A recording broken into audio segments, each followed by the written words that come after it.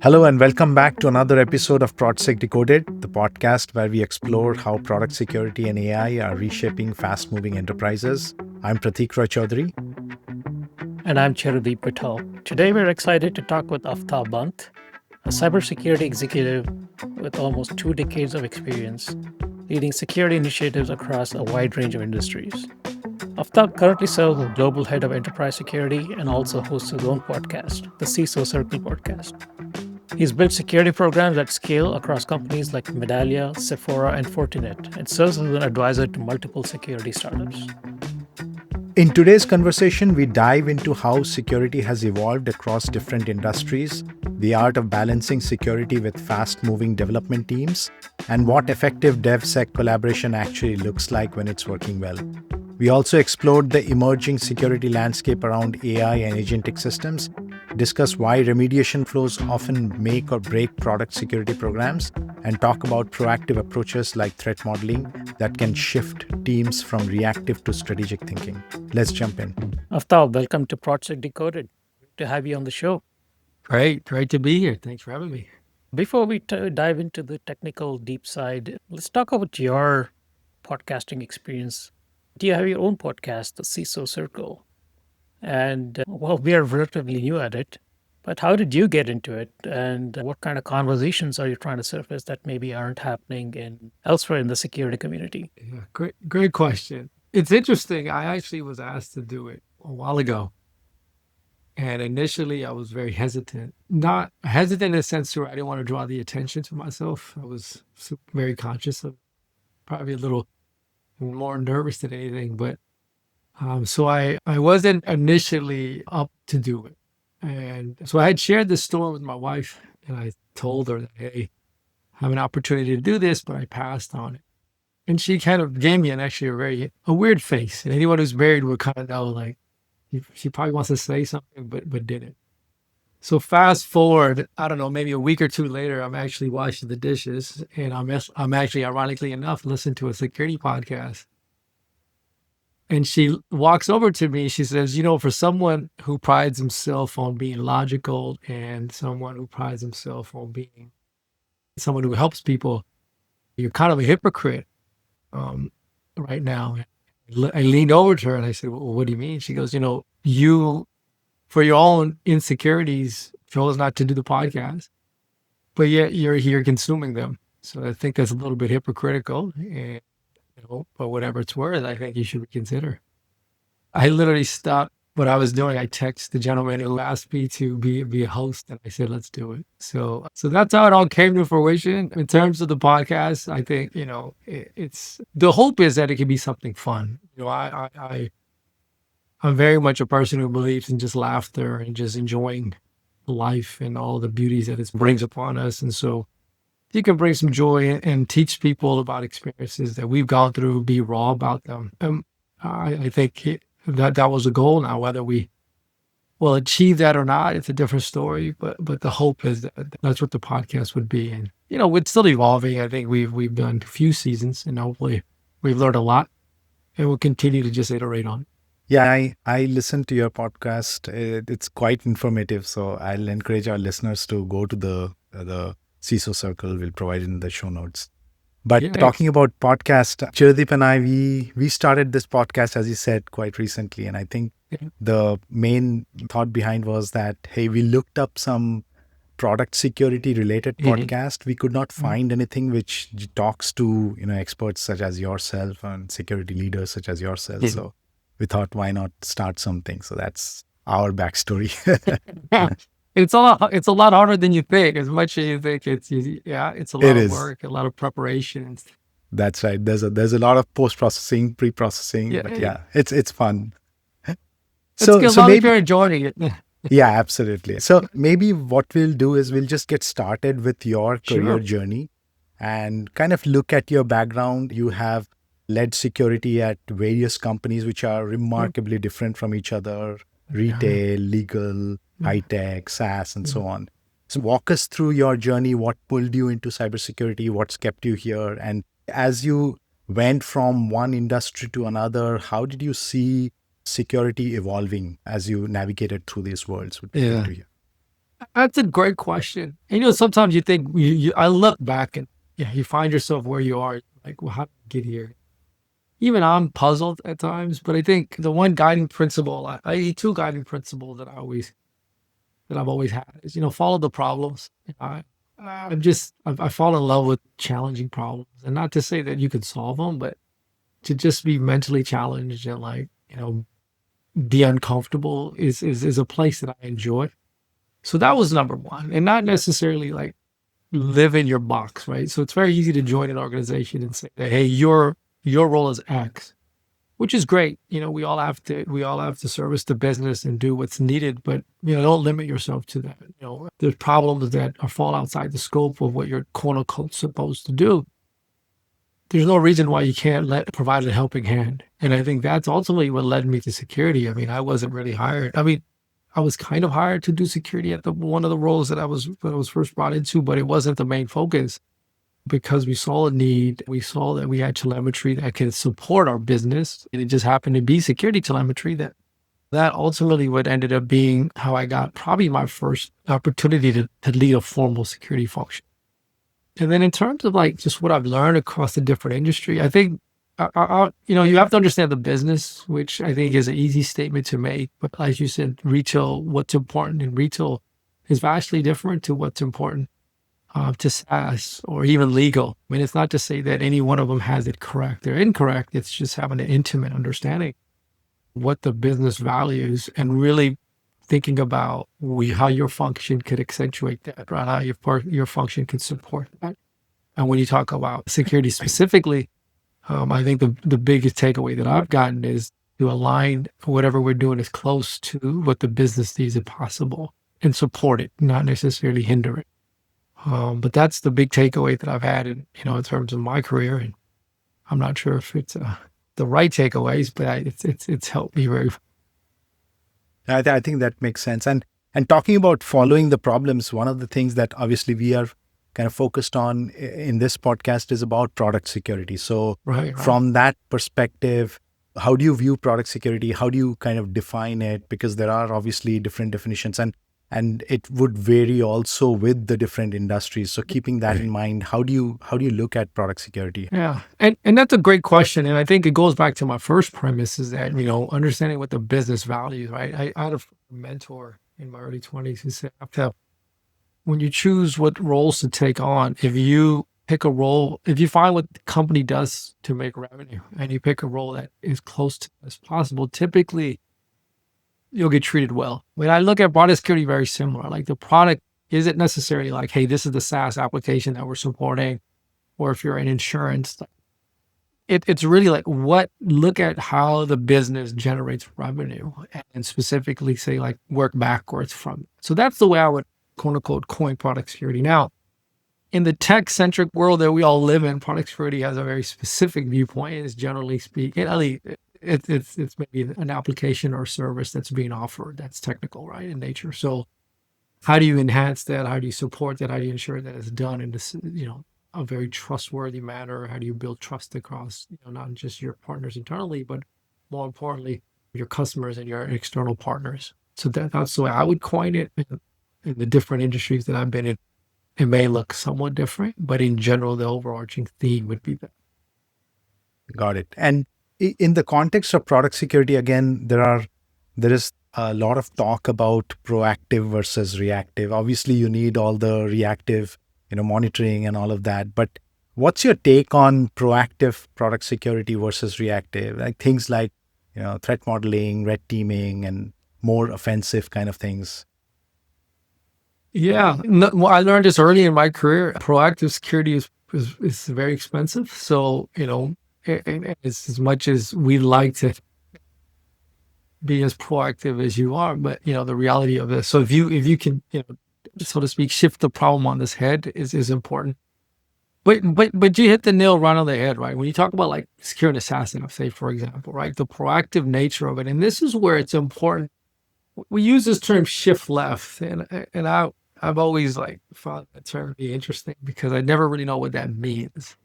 We all have a general idea that it means that you take the work that's supposed to be here and move it this way, but but how do you do that? Like, what's the reality of that? And more importantly, what's the implication?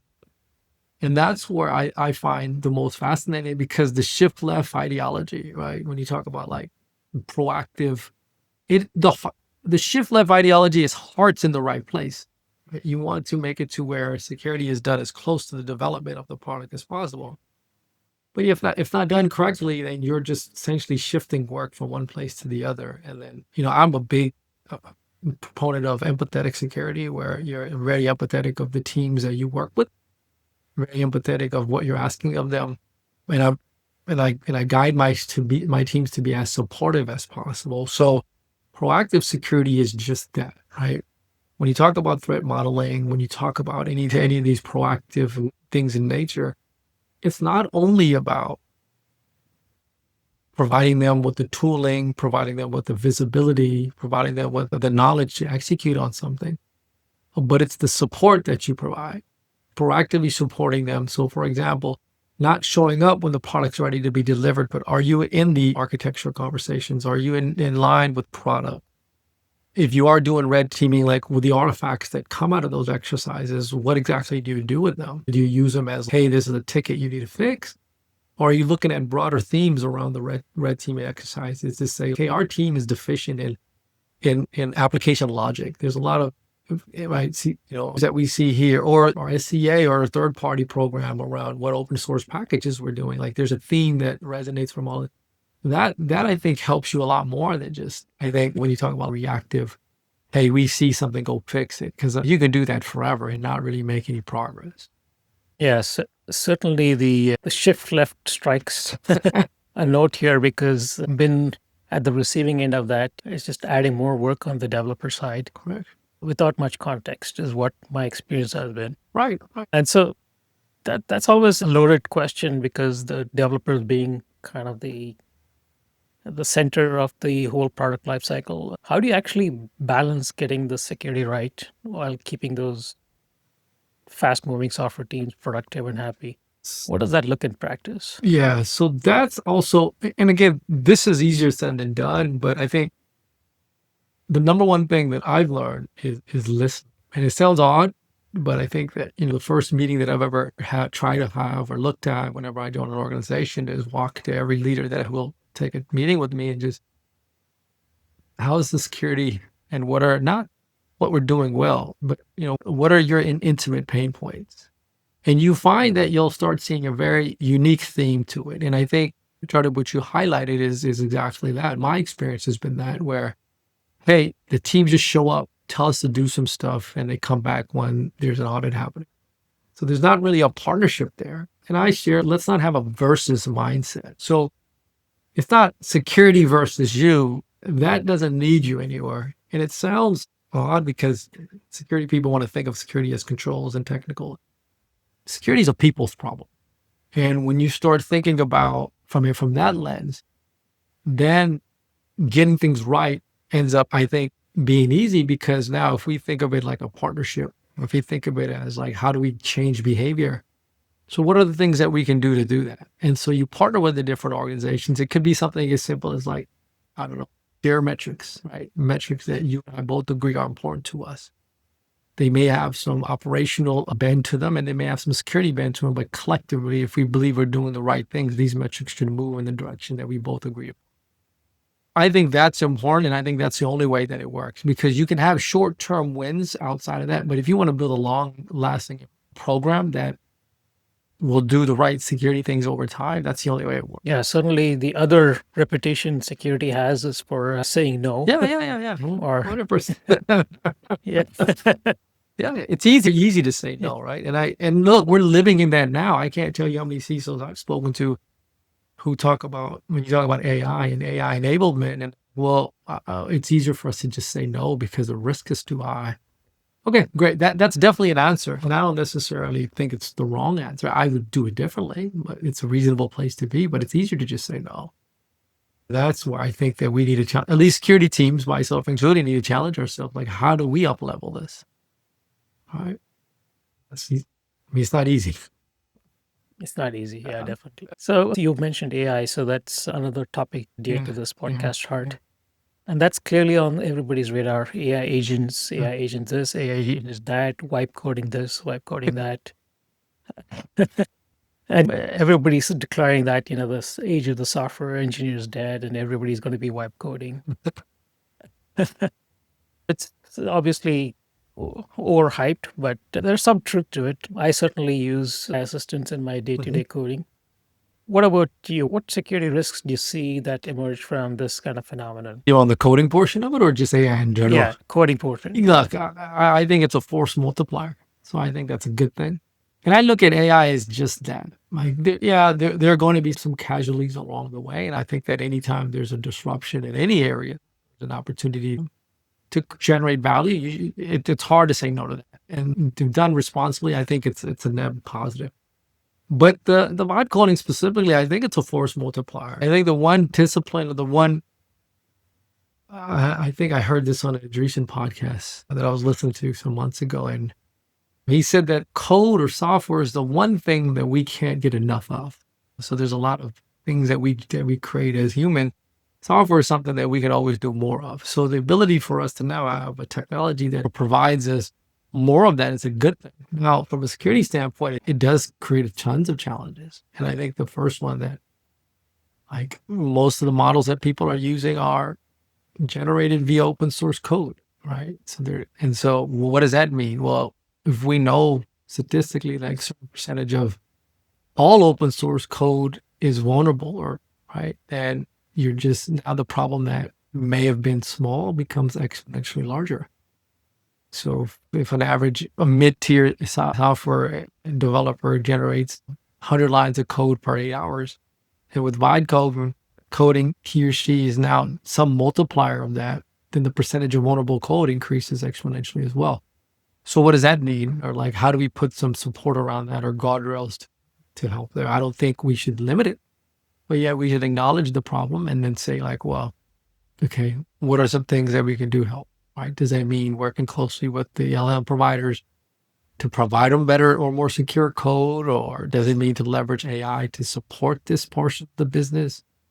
Do we then do red teaming more frequently? There's a whole host of ways that you can solve this, but putting your head in the sand and saying, like, this is not a good thing, I don't think is the right approach at all. So I think the AI is going to provide a tremendous amount of opportunity, tremendous amount of growth. Innovation is a good thing, but I think the biggest thing we need to think about is let's support the innovation with the proper guardrails. Now, what those guardrails are and what technology is needed for that, I think we'll see that more and more in the coming quarters. I think this space is moving as fast, but there's a tremendous amount of challenges here. But I'm excited about it. I think that the more and more we can get these things to a place where they're productionized and folks are using it, the better. Yeah, that brings an interesting point because, there's more code. That means there's more securing to be done. Yes. And I'm pretty sure nobody's approving more budget to you to hire more people. Yeah, no, you're right. You're right. And nor should you, right? Like, I don't think, I've never been a part of a team where I haven't been asked for more headcount, right? And I always joke with my wife. I said, I can guarantee you 2 problems anywhere I go. Everyone wants to get paid more. Okay. And every leader who reports into me wants more headcount. So, that problem never gets solved. So the question always is, like, what exactly do we need it for? And when we question ourselves that way, and I posed it to everyone who comes to me, the question, like, if I give you 10 people tomorrow, what are they going to do for the next 12 to 16 months or 18 months? No one's ever had a really clear month-by-month systematic approach. And to your point, Jordan, like, just because we have more and more of these security challenges because there's more code written, you can hire tons and tons of security researchers. But I think there's technology that can help. And I think that's where working with the right security partners, finding startups that you think have a chance to really help build your program, right? Taking a risk on some of them, not all of them work, is a viable path forward. Maybe it works, maybe it doesn't, but I think that that's the way you solve this problem. And there'll be new type of roles that come up, but I think that's the way to look at it, if you would ask me. And some of that tooling from the vendors are no doubt AI themselves, AI agents that help you not only put those guardrails that you're talking about, but also do the increased security work that comes with a lot more code. Yeah, absolutely. I mean, and that's the only way you solve it. More technology, the solution to it from a security standpoint is, leverage technology for it. I mean, that's kind of the way it works. And so just because AI is being used on the development side of the house, like, it just naturally makes sense that the security team should double down on. Now, what that solution is or what those solutions are, I don't know. And that's a great opportunity for a lot of builders. I think there's a tremendous amount of problems that come from this. Some that we know of now, a lot of them we don't. Exciting times for me. Yeah, so switching gears a little bit into a topic that, Aftab, we have spoken quite a bit, and you have, I would say, passionately said that this is something that is absolutely required, is remediation. Yeah, I think I remember our first conversation where, hey, remediation has to be a key pillar of any product security. So do you want to expand on that a little bit more? Absolutely. And like I believe this strongly, and I'm glad you remember, because I've met with a lot of amazing teams and I've seen a lot of vendors' products. And then, not to say that any of them are bad. Everyone has their area that they excel in. I tip my hat to any company that builds a meaningful value-driven product. The problem I've always had is I don't necessarily need to know what's wrong. I need your help to fix it. And I think that, 18 months ago, that was a bigger challenge. But I think with the technology and as fast as AI has now matured, I think it's a very reasonable expectation to have for any vendor to say, like, hey, if you want to partner with us, like, remediation is key. Don't tell me what's wrong, fix it. I don't need you to go out and actually do the work, but give me 80, 90% there. And I believe that to my core, because as we highlighted earlier, if you give me more visibility and my headcount doesn't increase, like, what does that do? From a compliance standpoint, in some cases, could be really bad. We can be very much in a very bad place with that. So that's why I believe it's important. Like, I have enough tools, I have enough dashboards, I have a tremendous amount of telemetry, a lot I can't even look at. So that doesn't really help me. But if you are going to highlight a bubble up, a concern, if you're going to share with me a risk, at minimum, the expectation from my perspective would be, you need to help. You not only do you identify, you need to help me remediate. So that can mean a lot of different things. You can remediate it from blocking it. You can remediate it from giving me a fix to it. And there's a lot of tools that I'm seeing now are doing just that. And I think if we elevate the conversation to be that, I think we can get the best of both sides. Our expectations can be, we can now, as security teams, move at the speed of business, not say no. And then as vendors, we can challenge ourselves to say, hey, can we do better? And so that's why I strongly believe in it. And I'm pretty strong about this. It'd be difficult for me to work with a vendor that doesn't have some capability to remediate. Yeah, that makes complete sense. But one of the things about remediation where you could potentially provide remediation recommendations, or you could use AI or automation to actually remediate, like you said, 80 to 90%. Correct. And there are different organizations that are on the different sides of the spectrum. What is your general take on that? Use AI to remediate, or just provide recommendation and leave it to the operators to actually do the remediation? Yeah, until I see accuracy rates go higher, I think that's the biggest challenge that I've seen. Like, I've met a lot of companies who can do a lot of things, but when you get down to the brass tacks of it, the accuracy is very low. So until I see that inch up closer, I'm fine with the remediation and then the human in the loop. I think that's fine. And I think that's what I guide toward. But that's the minimum bar. And I wouldn't necessarily allow, product to then go out and make structural changes or config changes just yet, unless we get an accuracy level of like 95, 99% higher. So I'm fine with that, but at least that's part of the conversation, right? And whether that's the roadmap item today or tomorrow, but that's what we want to go to. Because otherwise, as the security challenges can increase, there's no way security teams can keep up. I mean, they're not keeping up now and the velocity is fast. Imagine with the use of AI, what it would be. Yeah, absolutely. Somebody who has seen Claude code fix a test so that it would pass rather than fix the code to make it pass. Yeah, absolutely. So yeah, it's just still not so trustworthy. Still needs that human hand guiding it. Correct. And that's a different thing, right? What you just said, Yeah. right? Than just saying this is wrong versus this is wrong. This is our opinion of the fix. We may disagree with the fix. You may say nope, but at least you give us a starting point. Yeah. Well, as we start wrapping up, what advice would you give organizations that are just trying to figure out their product security journey?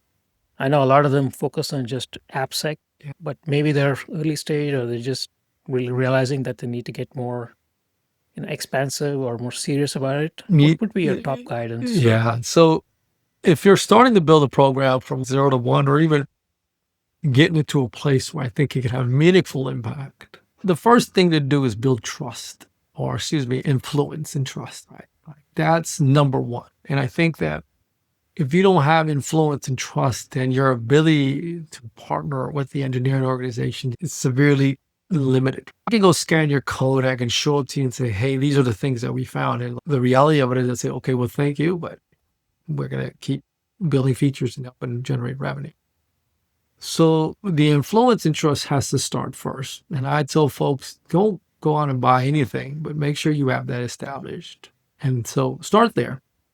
Then as you start thinking about what are the areas that the business needs, then pick a handful of them and do that very well.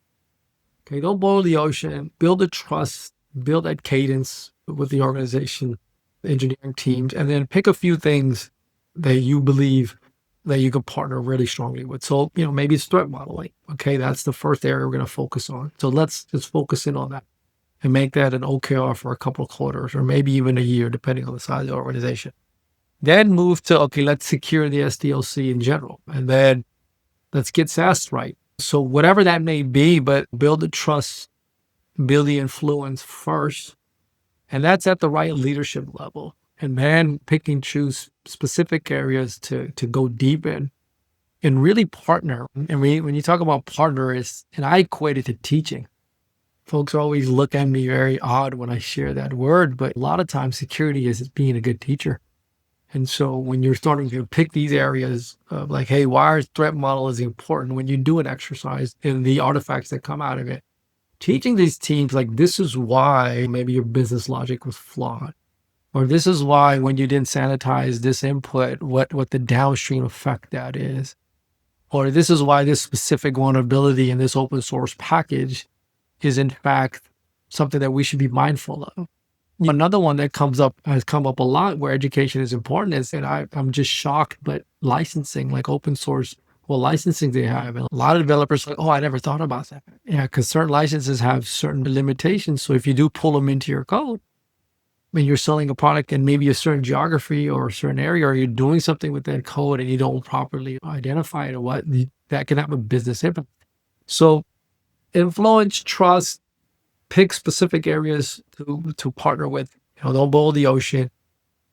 And then think of yourself as a teacher. I think that formula, that recipe, over time will lead you to a very harmonious program. And I think both sides would appreciate it because you can make marginal, step-by-step improvements instead of this friction that I've always seemed to come up and find it just odd. Yeah. Compliance is another area where I find developers are like, huh, really? Yeah. No, that's a great point. No, that's a great point. Yeah, and compliance. Yeah, absolutely. Yeah. And another thing is compliance. Like different areas, different regions of the world have different requirements, right? And so how to think about that. And most people that I've come across, if you're teaching them something, if you're helping them grow, they'll lend you their ear any time of the day. Right? And they're very well. But I think it takes a philosophical approach to that as a leader to share like, hey guys, this is how I'm going to view you. This is how I'm going from a security leadership perspective, judge you, grade you. And I think that if you can start building that type of culture, it does resonate. It does filter down, and it does have, I've seen it have, a 180 effect. Maybe one final question, more from your podcasting experience. What do you think security leaders should be talking about more publicly, but just aren't? What conversations are we missing that we should really be having? Yeah, that's a great question. So I grew up in a very can't show your emotions background. Okay? I always found it odd. You couldn't cry and that stuff. Like my dad would be very disappointed if he saw me. But then as I get older, I always, think about where will my moments that I grew the most. And it was my failures. It was those moments where I give you countless of examples where my team, myself worked our tails off and we still failed. And I think that far too often we don't talk about our failures enough. And not that it's an indictment on our work or us being professionals. I know in security, if you fail, like it's looked upon as, well, you didn't do your job, but reject that premise. I think that we should talk more about our failures. Right? How do we learn from it? It helps when I've heard someone share with me that, hey, you know what? We did this in our program and we still got breached. Okay, cool. Then that makes me feel better about myself. So I think that's an area that I think collectively as an industry, we can do more of, because it's easy to say it. You know, people say like, you learn from your failures, but I don't think we admit ours enough. Now in security, it's a little bit nuanced. There's some compliance things or like, you know, I can't talk. There's some confidentially things that you have to be mindful of. But I think where it's applicable and where it's reasonable, I think it's okay. And we should double down on our failures, because at the end of the day, that's how we grow. And I find that, at least for me as a leader, it has brought me closer to my teams. When they see myself in an all hands meeting shared, like, hey, my strategy for last quarter or last year was bad. And we failed because I had the wrong strategy. They appreciate it. And I find that they'll go to bat even more for you. So that would be the one that I would highlight. It's easy to go through some technical stuff, but I think that just the confidence to admit when you failed is, I think, something we should talk more about. And in our podcast, we will, just obviously within reason. Can't really share everything, but that would be an area that I think it would help a lot. Well, Aftab, that was a great piece of advice. I think people talk about failure also in the entrepreneurship world, because a lot of times when you go talk to investors, they want to know which areas you have failed and what you have learned from them. So I think that's a great piece of advice. Yeah. It's easy to say it too, right? Like everyone, you know, embrace your failures. And you look around, no one admits it, right? And I think that it's but especially if you're young, you know, and I can tell you from a lot of folks that I mentor, they may look at someone like, wow, he or she has done this in their career, or they achieved X or Y, but they don't realize like that achievement and that success is the building block for it with these thousands of failure, right? And it helps not only just, like you said, as an entrepreneur, but I think it helps folks who are going through the trenches now. Absolutely. Well, Aftab, this was an incredibly insightful discussion. Thank you so much for your time. You're Loved welcome. the conversation. You're welcome. Thank you for having me. I really appreciate it, and I enjoyed it. Thank you. Thank you. And to our listeners, if you enjoyed this episode, don't forget to subscribe, share it with your team, and check out more conversations on ProdSec.tv. We'll be back soon with more real-world insights at the intersection of product security and AI. Until then, keep building fast and stay secure.